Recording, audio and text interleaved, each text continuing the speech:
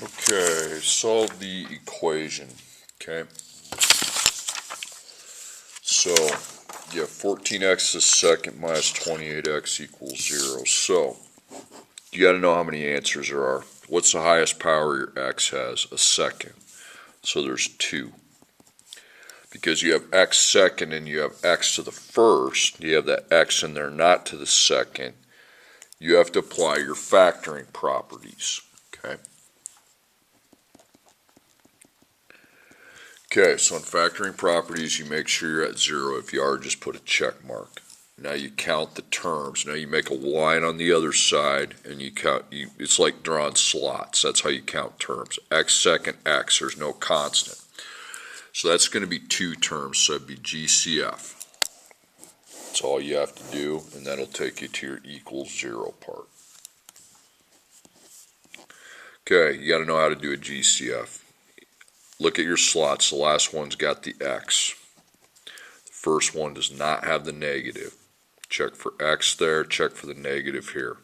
Then you look up the GCF of 14 and 28. So I start down here, there's 14, there's 28, so it would be 14.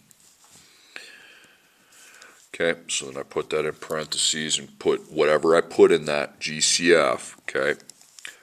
14 with x, you come up here and divide by 14x. So 14 divided by 14 is 1, then you got to divide the x's. That cancels and I have x. Then I divide the negative 28 by the 14, that's negative 2, so you just put negative 2, and then x divided by x cancels, okay? So then you line this up, you're ready to go. So you have 14x, and then 1x minus 2. Okay, so F1, both these have x's, so there's no throwaway factors. So 14x could equal 0, or 1x minus 2 could equal 0. So now, dot circle, you just divide by 14. That's 0. And over here you got times 1 minus 2. Okay, if you got a times 1, you need to get rid of the 1. And then add 2. You don't need to, it's just less work. Because 2 divided by 1 is still 2. Dividing something by 1 doesn't change it. Okay, next problem, I have x to the second power minus 4x minus 21 equals 0. So there's 2 answers. Okay. We have x to the second. We've also got x to the first with it. So you're applying factoring properties. These are factoring properties. Okay. You make sure you're equal to 0. You are. Put a check. Okay. Then you count your terms. Okay. So you come over here on the other side of 0. And you got x second, x constant. Now that's 3 terms. Okay. So GCF, but then you got to make the table. Remember to put A equals down there, so when you go to do your parentheses, you don't mess it up. Okay. So GCF. And then the table. Okay, so I'm looking at the last slot. I don't see x, so don't put that there this time. See up here, the last slot had x, now it don't. You have a negative in front, no. And then 1, 4, and 21. Well, 1's the smallest, so, well, it's just 1, okay? So if the GCF is 1 with nothing else with it, you get rid of it. You're not going to do that. Then the table, you go A, B, C with your 3 terms, and you take A times C to find the top of your table. And that would be a 1 times a negative 21. Well, that's negative 21, so it's negative, so that's a mismatch. Okay, so put the signs so that they mismatch. And you need to add to whatever the B is, and there's my B, and it's a negative 4. Okay, so start dividing. 21 divided by 1 is 21. Then I add those, that's negative 20. That's way too extreme. Okay. 21 divided by 2 is a decimal, so skip it. If you wrote 2 down, you need to cross out. 21 divided by 3 is 7. So 3, 7. So you add those. -4, bingo. Bango bongo. Now you got to remember to put what A is, because see, you're going to set 4 parentheses. The days of you just being able to do 1x, 1x are done, okay? Of every problem, I mean. Sometimes it's 1x, but sometimes it's not. See, this one's going to be because the x second has a 1. Okay, so you put the +3, the -7, and then you put x, because that x second always becomes x times x, and then you apply the 1 in front.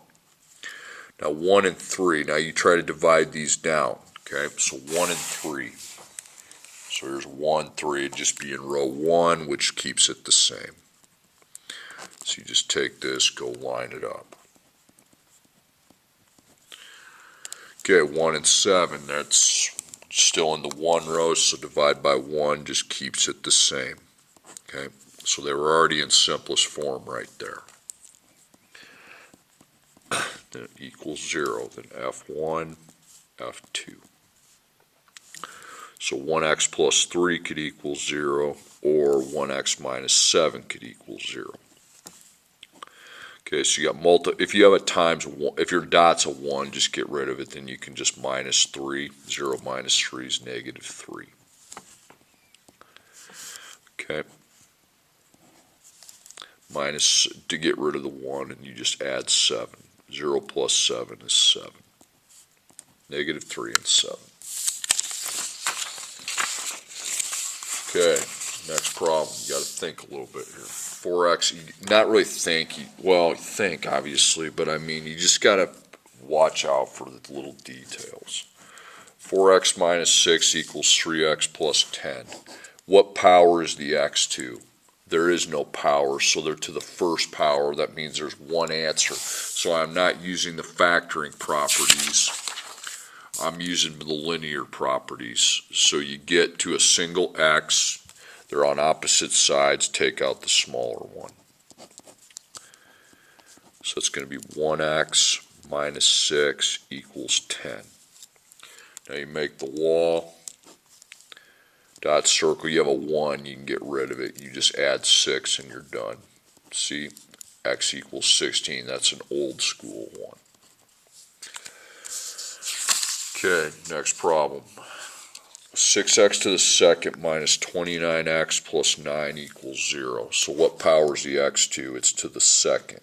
Okay, so that means there's going to be x second, and you've also got the x that isn't to the second, to the first. So you are factoring. Okay. So 0's there. You can check it. Remember, factoring properties back over here. It's when you have x second and x first where this is applied. Now, count your terms.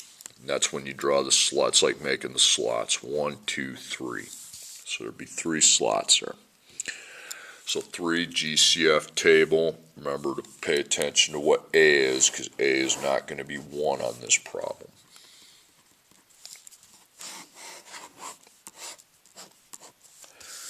Okay, A equals, first let's get the GCF squared away. There's no, the last slot doesn't have X, the first slot doesn't have a negative, 6, 29, and 9. Okay, 6 is the smallest number. I don't see either of those. Go find 6 again. Here, I mean, there's 6. No 29. There's a 9 there, but 29's not in there. They all 3 have to be in the same row. Okay, here's 6. There's no 9. So it's just back to up to 1. Okay. Every number is going to be in row 1. Okay, but if it is, you're not going to do it. Okay, so you go A, B, C, and again, you take the A times the C, okay, so that's going to be 6 times positive 9, that's positive 54, okay, so that's a match, so put in the signs that match, okay, and you are adding to try to get to your B value, which is negative 29. Okay, start dividing. Okay, 54 divided by 1 is 54. If I add those, that's negative 55. That's way too extreme.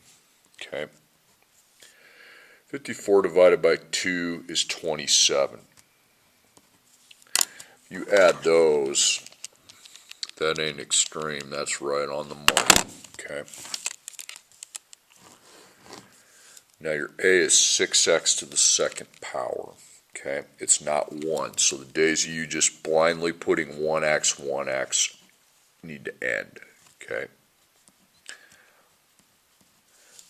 so then xx, then you apply a 6 in front, and then you need to simplify them by dividing. Okay, 6 and 2, go find 2, there's 2, there's 6, so it'd be 2.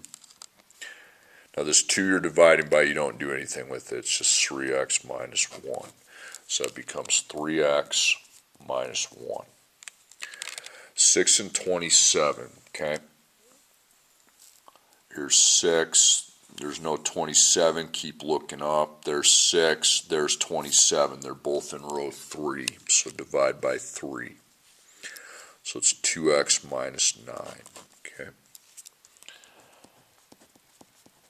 So now I've rewritten that. I've written this in factored form, so that's F1, F2. You're not going to get to cross out the dot numbers here because they are not ones. Remember, x second is xx. Don't put x second in the parentheses. Okay, so multiplication, you got to add 1 first. And that's 3 times x equals 1. Divide by 3. The answer is not 3. Okay, 1 divided by 3 is a decimal. You can write 0.3 repeating, or you can also click second PRB 1/3. You put the decimal or the fraction, it doesn't matter to me. Okay, then over here, plus 9 plus 9, 0 plus 9 is 9. Then you divide each side by 2. 9 divided by 2 is a decimal, pretty good decimal though, 4.5. If you'd rather do the second PRB, that'd be 4.5. So either put the decimal or the fraction, I don't care. Okay. Now the story problem here today. This 264 is not working for me. Okay. What you need to do is change that to a 256. Okay. Missiles launched from the ground with a velocity of 256 feet per second. After how many seconds will that missile land on the ground? So seconds. So you apply your feet in seconds. Seconds is x, feet is y. So the feet per second.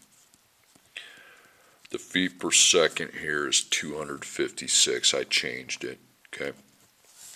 So it goes up, comes down, and it's pulled down by the force of gravity. In algebra, gravity is negative 16. You can put x second with it. So again, goes up, comes down. There's no number before it. There is a number after it, but it's just 0. Okay, so nothing new there. Okay, so then I line up my equation. X second, the x, and the constant equals y. Okay, so negative 16 is my x to the second. Then my x is 256. Okay, my constant is right here, but if it's 0, I'm able to delete it. Okay, and this 0 feet at the end goes in for the y. Okay, so feet is y. So 0 goes in place of the y. So negative 16x to the second plus 256x equals 0. Okay. Now it's not an equation. What's the highest power your x has? A second.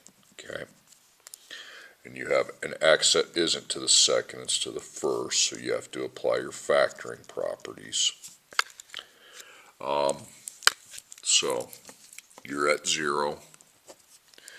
Count the terms. Okay. slots. There's 2 of them, so it's just the GCF to take you home.